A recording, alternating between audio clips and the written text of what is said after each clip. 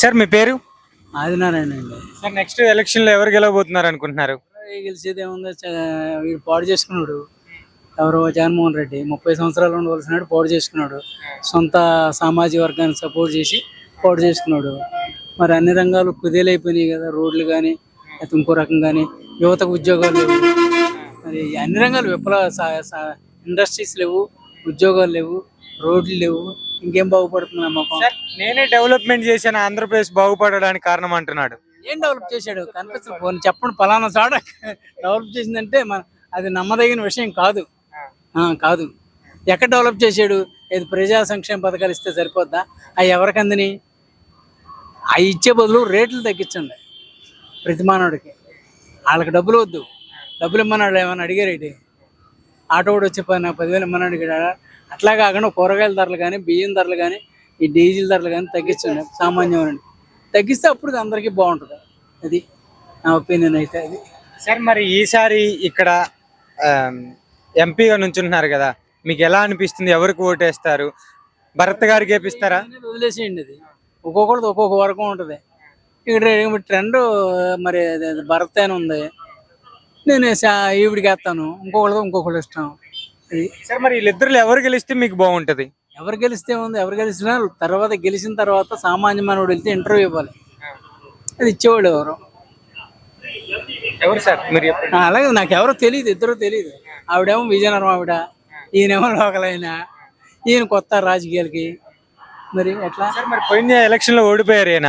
మరి ఓడిపోయారు. ఇప్పుడు జేడీ లక్ష్మీనారాయణ గారు మధ్యలో వచ్చాడు కాబట్టి దాని వలన ఓడిపోయారు.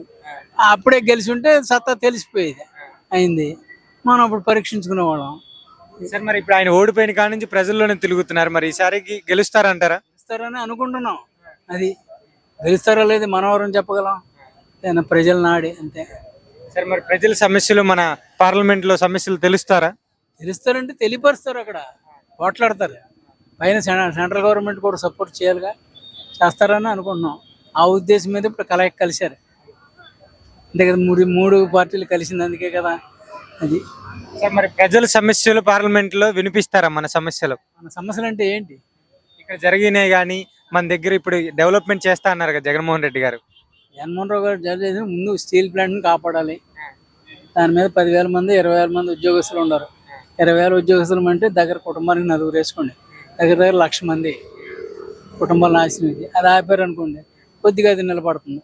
అలాగే మిగతా సెంట్రల్ గవర్నమెంట్ నుంచి ఫండ్స్ తీసుకుని వస్తే అమరావతిలో కానీ ఏదైనా రోడ్డు సౌకర్యాలు కానీ మనం డెవలప్ చేయడం కానీ, అలాగే ఇండస్ట్రీస్ని తీసుకురావడానికి కానీ అవకాశం ఉంటుంది. పెట్టుబడులు ఎందుకు రాలేదు? ఒక పారిశ్రామికవేత్తను తగలబెట్టే కదా, ఎల్లబట్టే కదా మిగతా వాళ్ళందరూ జడిచిపోయారు. మరి ఎట్లా వస్తారు? మరి వాళ్ళు ఉంటే వస్తున్నారు, వీళ్ళు ఉంటే వెళ్ళగొడుతున్నారు. ఎందుకు చేస్తున్నారు? పరిస్థితిని బట్టే ముందు దగ్గర లాక్కోవాలి. శత్రువాడు వన్ సైడ్ వెళ్ళకూడదు ఎప్పుడు. మరి ఆయన వన్ సైడ్ వెళ్ళిపోయాడు. ఐటీ కంపెనీలో వెళ్ళిపోయినా లేదా? చంద్రబాబు నాయుడు వస్తే చేస్తాడో, లేకపోతే జగన్ వస్తాడో చేస్తాడో అని కదా మనం అట్లా అనుమానం. ఇంతవరకు చేసాడు కాబట్టి చంద్రబాబు నాయుడు చేసాడు, డెవలప్ చేసాడు కాబట్టి చంద్రబాబు నాయుడు మీద విశ్వాసం పెరిగింది. చేస్తాడు ఈసారి.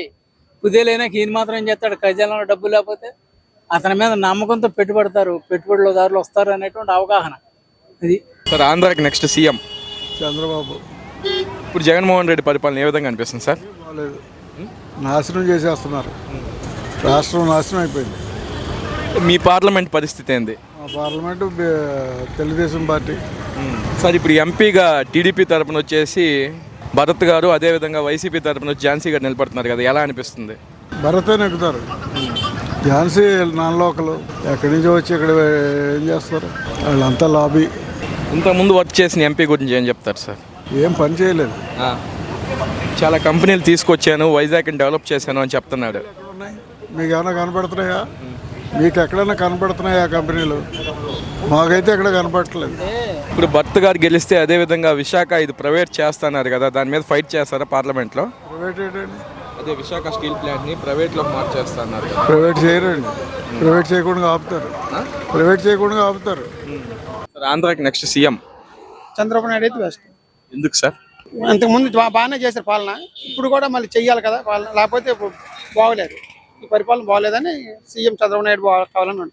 నా పేరు శేఖర్ అండి. సార్ ఏ కాన్స్టిట్యున్సీ సార్ మీది? మాది 42 వార్డ్, ఇక్కడ అబిద్ నగర్, నరసింహానగర్.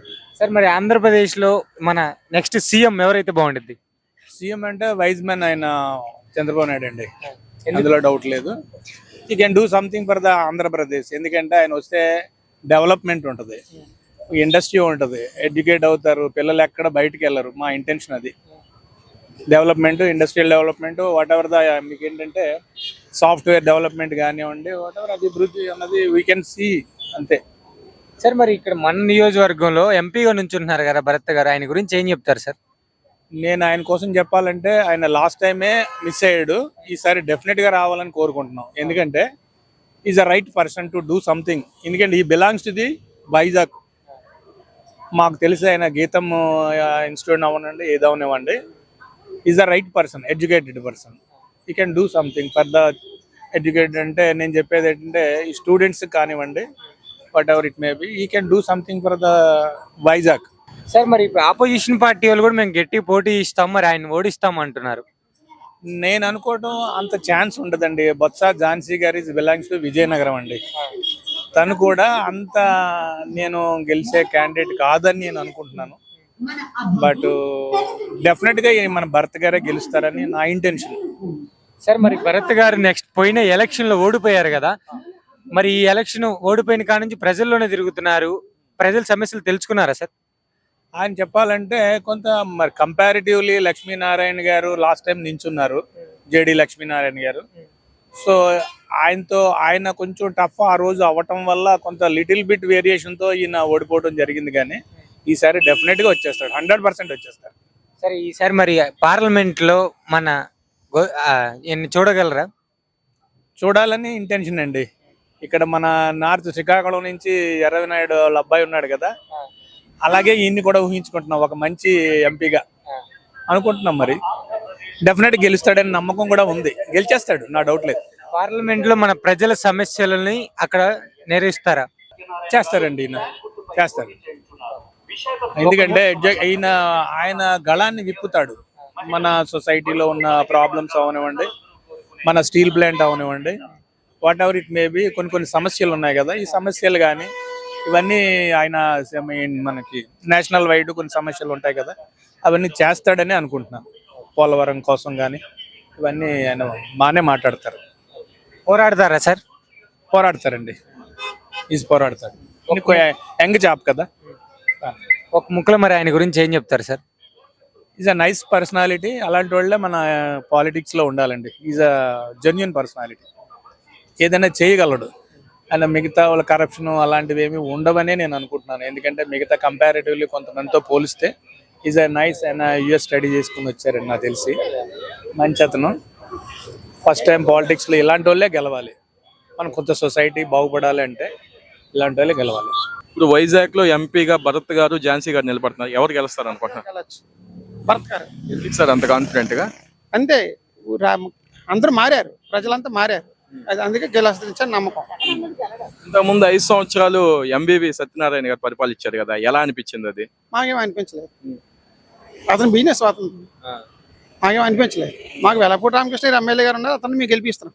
మా ఇది ఈ ఏరియా కాబట్టి ఈ సంవత్సరం మళ్ళీ నెక్స్ట్ అతనే. అయితే నేను చాలా డెవలప్ చేశాను ఐటీ పరంగా, ఇన్ఫోసిస్ అన్ని కంపెనీలు తెచ్చని చెప్పి అంటున్నాడు. ఏ కంపెనీ రాలేదు సార్, ఇన్ఫోసిస్ ఒకటే వచ్చింది అంతే. ఏ కంపెనీ ఒక్క కంపెనీ రాలేదు. అందరూ మరి హైదరాబాద్ ఎందుకు వెళ్ళిపోతారు, బెంగళూరు ఎందుకు వెళ్ళిపోతున్నారు? ఉద్యోగులు, నిరుద్యోగ కుర్రాళ్ళందరూ అయితే ఉన్నాయి జాబులు. ఆయన పరిపాలనలో నాకు తెలిసింది ఏంటంటే చాలా అవినీతి జరిగింది అన్నారు. జరిగిందే? జరిగిందంటే అందరూ తెలుసు కాబట్టి మళ్ళీ మమ్మల్ని ఎందుకు అడగడం? అందరికీ తెలుసు జరిగిందో లేదా, అందరికీ తెలుసు. అది అంటే ఆ ప్రభుత్వం జరిగినప్పుడు ఈ రిషికొండ తవ్వేసి అదేదో ప్రజలకు మంచి చేస్తున్నట్టు క్రియేట్ చేసి మంచి జరిగిందే? అక్కడ జరిగింది, ఏం జరగలేదు కదా, మంచిగా జరిగింది. అక్కడ చాలా ఇల్లులు కట్టాము, అది యూజ్ అవుతుంది. ఏ ఇల్లు కట్టారండి? ఏ ఇల్లు కట్టలేదు కదా, వాళ్ళు ఏదో కట్టుకున్నారు అంతే, గవర్నమెంట్ కట్టుకుంటున్నారు. అది గవర్నమెంట్దా ఎవరిదా అనేది ఇంకా డిసైడ్ అవ్వలేదు కదా. నెక్స్ట్ భరత్ గారు కానీ గెలిచి పార్లమెంట్కి వెళ్తే మీకోసం ఫైట్ చేస్తారా? వైజాగ్ ప్రజల కోసం కంపల్సరీ చేస్తారు. వైజాగ్ కోసం చాలా మంది ఫైట్ చేస్తారు. ఇప్పుడు అదే విధంగా వైజాగ్ స్టీల్ ప్లాంట్ ని ప్రైవేట్ లో మార్చేస్తా అంటున్నారు. దాని గురించి పార్లమెంట్ లో భరత్ గారు గెలిస్తే వాదిస్తున్నారు కదా, అవుతుంది కదా, ఇంకా ఆర్గ్యుమెంట్స్ అవుతున్నాయి కానీ ఇంకా అవ్వలేదు కదా. అది ఎటువద్దని తెలియాలి తర్వాత. కానీ టీడీపీ వస్తే మటుగా అన్ని ఆగుతాయని మాకు నమ్మకం. నెక్స్ట్ టీడీపీ గెలిస్తే మనకి ఐటీ పరంగా డెవలప్మెంట్ తీసుకొస్తారా? 100% తీసుకొస్తారు, 100%. దానిలో తిరిగిలేదు. అదే విధంగా రైల్వే జోన్ ఎప్పటి నుంచో తెస్తా అంటున్నారు. ప్రభుత్వం మారితే ఆ జోన్ తీసుకొస్తారు వైజాగ్ కి. మరి వైద్యం ఇంతవరకు రాలేదు కదా, ఏ ప్రభుత్వం తేలేదు. మరి వీళ్ళు తెస్తలేదని మనకి ఐడియా లేదు. అంటే ఇప్పుడు ఫైనల్ గా భరత్ గారు ఓడిపోయారు కదా లాస్ట్ ఇయర్ ఓడిపోయినా గానీ ప్రజల్లో తిరుగుతున్నారు అని చెప్పి అంటున్నారు. తిరుగుతున్నారా? తిరుగుతున్నారు, అప్పుడప్పుడు అతను వస్తారు, తిరుగుతున్నారు. పేరైతే అతను ఉంది, కానీ అంతగా కంపల్సరీ గెలుస్తారో మన నమ్మకం. ఎంత మెజారిటీ రావచ్చు అనుకుంటున్నారు మీరు? చెప్పలే. అంటే ఇక్కడ పోటీ ఎలా ఉండబోతుంది ఝాన్సీ గారితో? ఝాన్సీ గారితో అయితే పెద్ద ఉండకపోవచ్చు, కానీ భరత్ గారు అయితే గెలవచ్చు, 100% గెలుస్తారు. ఇప్పుడు భరత్ పార్లమెంట్ లోకి వెళ్తే మీ వైజాగ్ వాళ్ళందరూ హ్యాపీగా ఫీల్ అవుతారా? అందరూ ఫీల్ అవుతాం కదా సార్. ఇప్పుడు ఎందుకు ఫీల్ అవ్వండి, వైజాగ్లో గెలిచి వైజాగ్ పార్లమెంట్కి వెళ్తే అందరూ ఫీల్ అవుతారు హ్యాపీగానే. దాంట్లో ఏముంది సార్? మరి ఈసారి ఎలక్షన్ లో ఓటు ఎవరికేసి గెలిపిస్తారు సార్? కూటమి 3 పార్టీల కూటమైన భరత్ గారిని గెలిపిద్దాం అనుకుంటున్నాను ఎంపీగా. ఎందుకు సార్ ఆయన్నే గెలిపించాలంటారు? విద్యావేత్త, ఆయన కాలేజీలు ఉన్నాయి, కొంచెం నీతిపరుడని నేను అనుకుంటున్నాను. సార్ మరి ఇప్పుడు చంద్రబాబు నాయుడు గారు ఆయన మీద నమ్మకంతో ఇక్కడ నుంచో పెట్టారు, మరి ఆయన గురించి ఏం చెప్తారు? నేను అంత పెద్దగా పాలిటిక్స్ లో పాల్గొనండి, నాకు తెలుసున్న విషయం. నేను హెచ్పిసిలో రిటైర్ చేసి నేను రిటైర్ ఎంప్లాయీ. నాకు తెలిసిన వరకు భరత్ గారు కంపారిజన్ లో భరత్ గారు మంచివారు అని నేను అనుకున్నాను. సార్ మరి వైసీపీ ప్రభుత్వంలో వాళ్ళు డెవలప్మెంట్ చేశామని అంటున్నారు కదా. చేసి ఉండొచ్చు, కానీ కంపారిజన్ లో ఈయన మోడీ గారి ప్రభుత్వం నేను బలపరుస్తున్నానంటే ఈయన చేస్తున్నాను.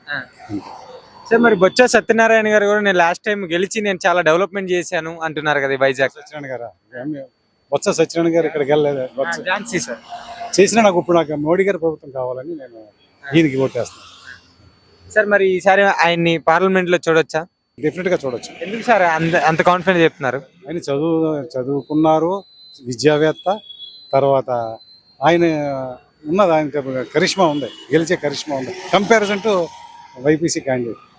సార్ మరి గత ఎన్నికల్లో ఓడిపోయారు కదా, మరి ఈసారి ఎంత మెజారిటీతో గెలవచ్చు అంటారు?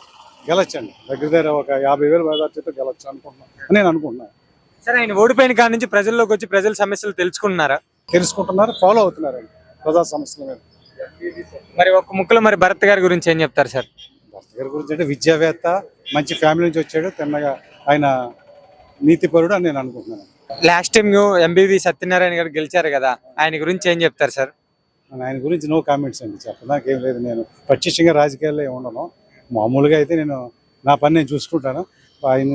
ఆయన పర్వాలేదు, ఓకే చేశారు, ఇక్కడ చేశారు. నా వంతుగా నాకు ప్రత్యక్షంగా ఆయనకి సంబంధాలు లేవు, ఏముండదు. కానీ ఈసారి మోడీ ప్రభుత్వం గెలాలనే ఉద్దేశంతో ఈయనకి కొట్టేస్తాను. సార్ ఈసారి కూటమితో వచ్చి ఇవన్నీ డెవలప్మెంట్ చేస్తారని అనుకుంటున్నారా? చేస్తారనుకుంటున్నాను. కూటమితో వచ్చి అమరావతి రాజధానిగా చేసి వైజాగ్ని పీస్ఫుల్ సిటీగా ఉంచుతారని నేను నమ్ముతున్నాను.